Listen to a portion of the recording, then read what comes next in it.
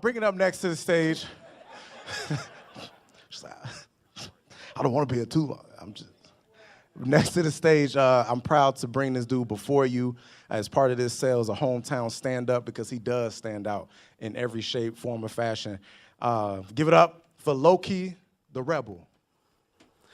If I can go back in time as an adult and speak with the adults that trained me to be an adult, I would say, as an adult, we can be wrong.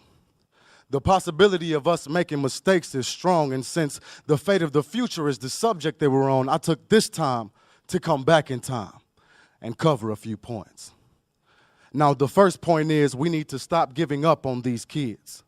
I've come to accept life as an adult. I know how exhausting it is, but since not one of our kids asked us to exist, we cannot take that fatigue excuse out every rip or get blinded by confusion and refuse to do it. Kids coming with homework or financial aid applications, and we forget we ever had to go through it.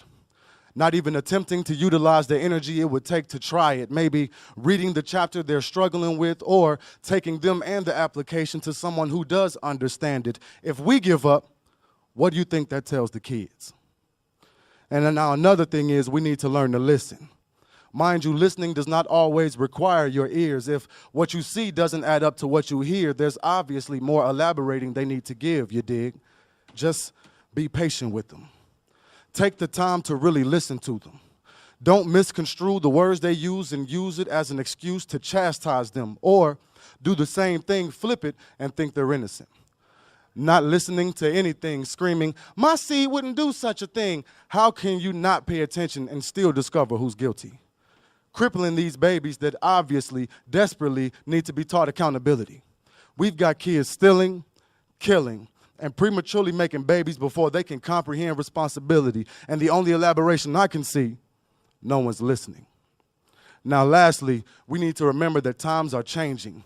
We all remember VHS and Atari, a clubhouse in the tree with a tire swing underneath. Not one of our kids will find either one of those things interesting.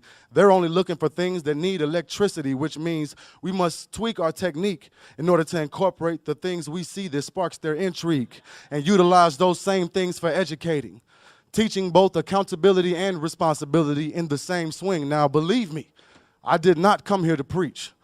And I know this may be a bit much coming from me, and to a degree I may have came off aggressively, but it's the fate of the future we're addressing and needs to be taken seriously. So I ask you this one question before I leave. What type of world do you want to leave?